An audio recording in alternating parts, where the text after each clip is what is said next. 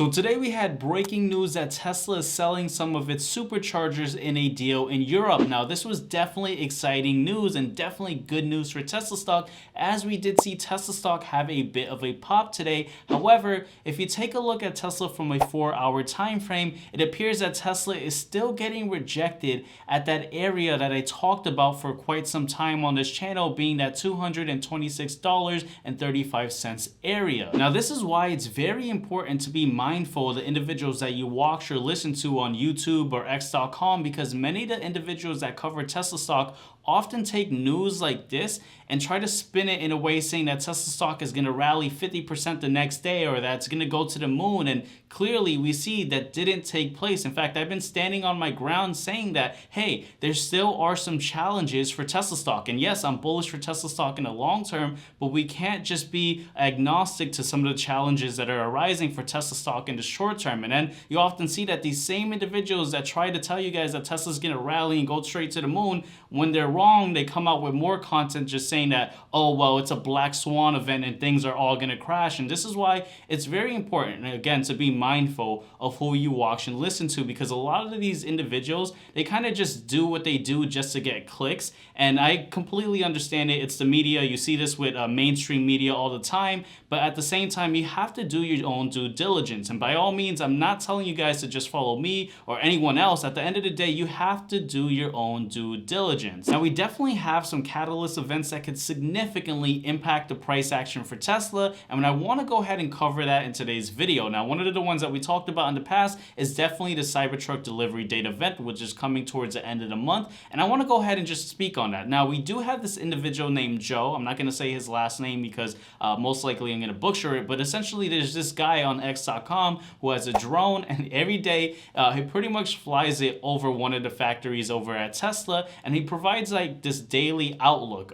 for Tesla. And so it's definitely much appreciated, as we definitely want to have someone who's on the ground, or rather say in the sky, looking out to see what's taking place. And I want to share this tweet that he provided. See, he shared that the Cybertruck casting at Giga Texas today is showing that there's a whole bunch of castings from Friday that are gone, but a whole new batch that's completely out in force today. And so essentially what we're seeing is that the Cybertrucks are being spit out at this high volume, which is exactly what we want to see. This is definitely exciting to see, but one of the things I want to talk about is that, yes, this delivery event is definitely a catalyst for Tesla, but it's not necessarily going to 100% be a positive catalyst, and it could definitely come out as a negative catalyst, and we have to talk about that, right? See, one of the things that we talked about in the past with the Cybertrucks is that it's most likely not going to come out at the price that many individuals wanted to see. See, initially, we had 3 different options for the Cybertruck, and one of the things I pointed out in a previous video is the 2024 VIN decoder for Tesla. Now, these VIN numbers that actually come out is just kind of like instructions of what the VIN number for a car for a manufacturer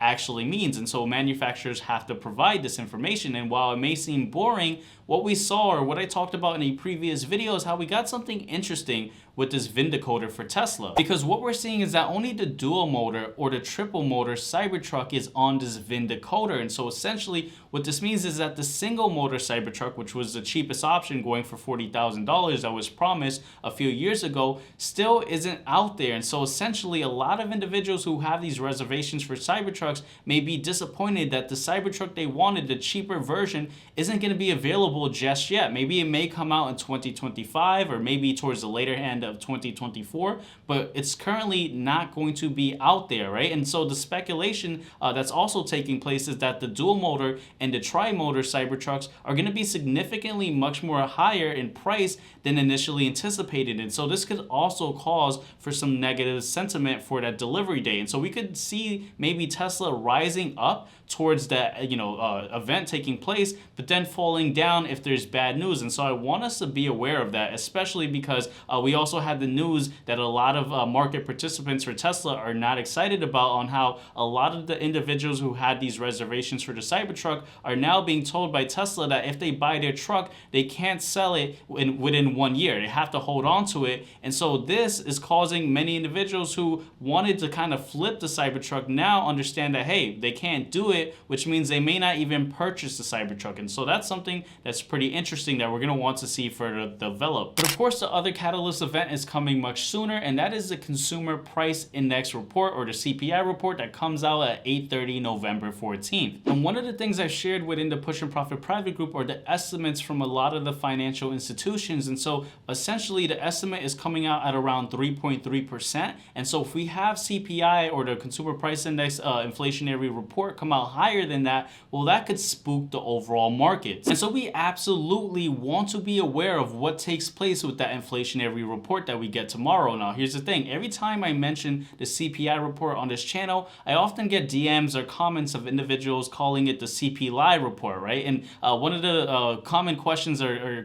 comments that I often get is that, hey, how is inflation coming down, but I still see prices at the grocery stores going up? And so I just want to quickly address that in this video so that more individuals are aware of how this works. Now, there's a couple of things to understand. One is how the CPI report is calculated. Now, I'm not going to go ahead and talk on the intricacies of how it's actually calculated, but moreover, how it's actually understood. See, if inflation last year rose 7% year over year, and then this year it rises 3% year over year, that doesn't mean that inflation is actually coming downwards. It just means that inflation is growing at a slower pace. And so if you compare prices from 2 years ago, well, of course, prices rose up 7% last year. This year we're around 3 point whatever. And so essentially, yes, prices in grocery stores are still high despite the year over year number coming downwards. And again, one thing that you have to also understand is a lot of shrinkflation is taking place, which is basically when you're still paying for prices on something that's actually giving you less. And you'll see this often with cereal boxes. In fact, I always laugh when I go to the grocery store. I don't even buy cereal anymore.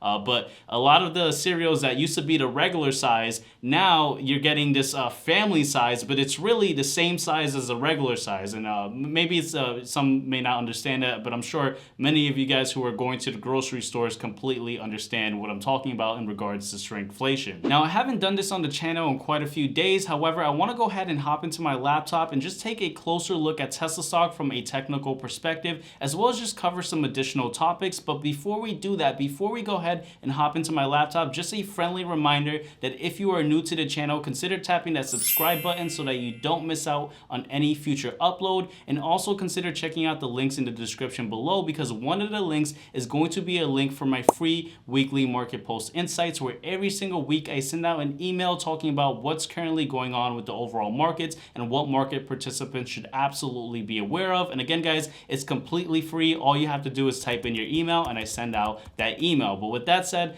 let's go ahead and hop into my laptop. Alrighty, so we are officially in my laptop taking a look at Tesla stock, and I want to go ahead and break down some of the price action for Tesla stock and what are some things that we could possibly see with Tesla stock moving forward, breaking down things from a technical perspective. Now, before we actually break down the price action for Tesla, and I promise we're going to go ahead and break that down, it's important for us to also understand something else first, right? So I want to share something with you guys. So I shared this graph within the Push and Profit private group. Now, for those of you guys that may not know, yes, I have my free weekly market pulse insights, where every single week I send out a free email, but I also have the Push and Profit private group, which is not free, right? It's going to be the first link in the description below, and essentially it's a group where I provide my daily briefings and we talk about some trade ideas. And so I shared this within the private group, but I wanted to share this publicly with you guys as well.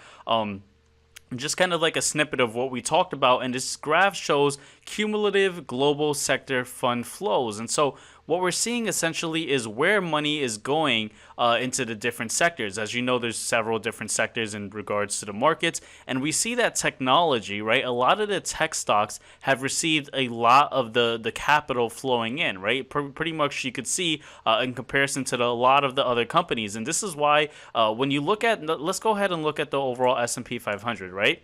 We saw the overall S&P 500 kind of rally up recently, but if we kind of look from a daily view, the overall stock market, the S&P 500, which is weighted with a lot of these tech stocks with a huge weighting, has fallen down but still held up. Versus when you look at RSP, which is the overall S&P 500 index ETF but equally weighted, you could see that it's performed severely worse than the overall S&P 500. Why? Well, the overall S&P 500 puts much more of a weighting on the tech stocks. And so essentially what I'm saying with this graph is that tech stocks have been where the money has been flowing into. In fact, if we look, take a look at a XLK, right? This is primarily the tech sector, right? So pretty much all the tech stocks in the S&P 500, and we've seen that it's rallied quite a bit recently. However, it's approaching an area where there's a bit of a resistance, and so that's a bit concerning because now we may see tech stocks, which includes Tesla, right? I know some individuals only look at Tesla as an automobile company, but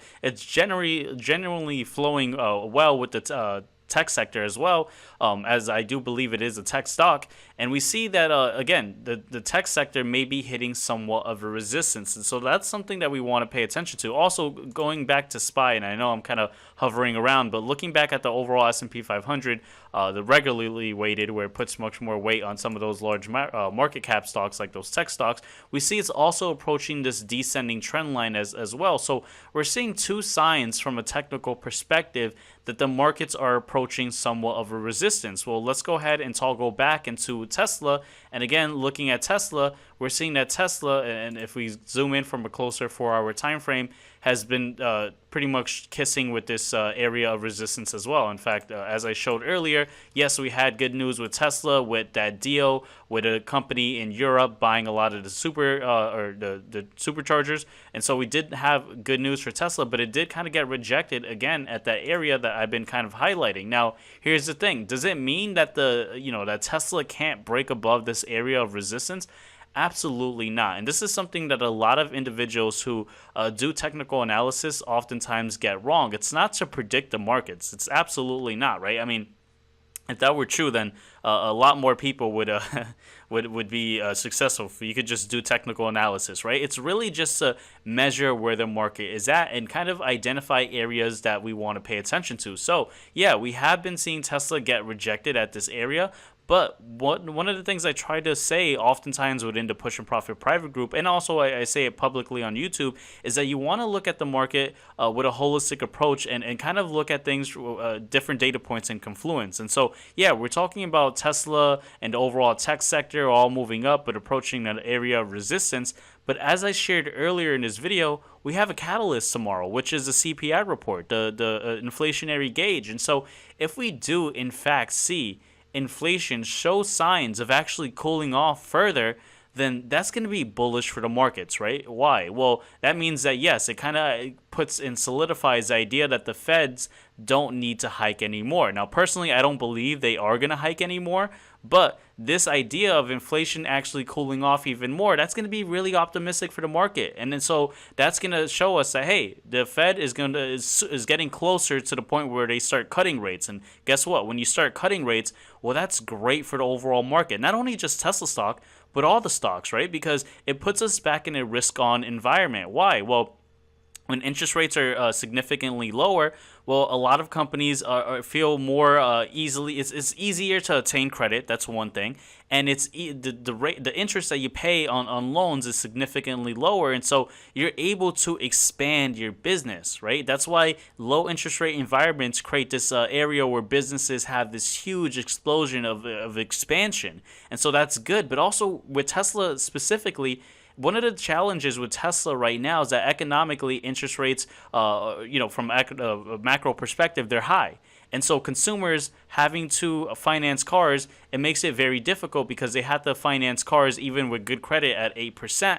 And that makes it much more expensive to afford a car. And so that's a challenge for Tesla. But if we show signs that inflation is cooling off, well, that, the market's forward looking, we could see definitely Tesla break above this area of resistance that has been there. It doesn't mean Tesla's going to forever stay here. And so that's something I want to clarify with technical analysis. Now, one other interesting area to kind of understand is that, yeah, right over here, if we do break this area of resistance, there's this volume pocket. Very little volume relative to price. What do we know when there's a little volume pocket or little volume relative to price, right? When you're looking at the volume profile. Well, essentially, that means that there's less exchange between buyers and sellers. And so if there's one group in control, it moves the direction of the stock. Hence, when Tesla stock was falling down, it had the fundamentals with the earnings not look too well. Tesla fell down. As soon as it fell below the or into this volume pocket, that's where we saw the biggest move down. And so if we have good economic data, well, that could push us into this area where if buying pressure continues, we could have Tesla stock move forward upwards. Now, I don't still believe that Tesla is going to continue going all-time highs just yet. I still believe that economically there's still some challenges that are still in the pipeline, and we could most likely see that around over here where there's more volume relative to price, that could provide a shelf of resistance. And so that's what we want to pay attention to. And so, hopefully those that made it far in this video understand exactly what I'm saying, but I'm sure there's individuals that only are going to see the beginning portion of this video and say, but Justin, I thought you said Tesla couldn't break above here. No, look, an area of resistance does not mean a stock can't break above it. Stocks don't adhere to squiggly lines. It's just to measure where exactly we currently are. And so that's why we want to pay attention to the CPI report coming out tomorrow. Now, on the inverse or in the inverse side of things, right, or looking to the polar opposite, if we do see inflation actually still, pose a challenge, well, that could be bad. We could see Tesla get rejected again right over here. We could see the overall S&P 500 get rejected. We could see the tech sector get rejected, right? I talked a little bit more about the tech sector and a research report with Goldman Sachs. I'm not going to explain it in this video because I want to reserve some information just exclusively for the private group. So definitely check out that first link. But yeah, if we do have inflation come a little bit hotter or show that inflation is sticky, well, that may not be good, and that may, create this idea that the Feds may need to hike one more time. Now, again, I still believe that they won't, but again, it's all about just inflationary expectations and perception. And so if inflation seems that it's still sticky, well, many market participants are going to believe, well, maybe the Fed is right. Maybe they may have to hike some additional points up, and that is not good for the overall markets. And so that's why we just want to monitor the data points coming out. Of course, I don't have a crystal ball. I can't tell you, is Tesla going to go up? Is Tesla going to go down? One of the comments I often get is, do you see Tesla hitting this? Do you see Tesla hitting that? And yeah, I just don't have a crystal ball. I'm just following the data and just following the price action. And so tomorrow is definitely a big catalyst event. And I know some individuals often say, oh, well, the economic data doesn't impact Tesla.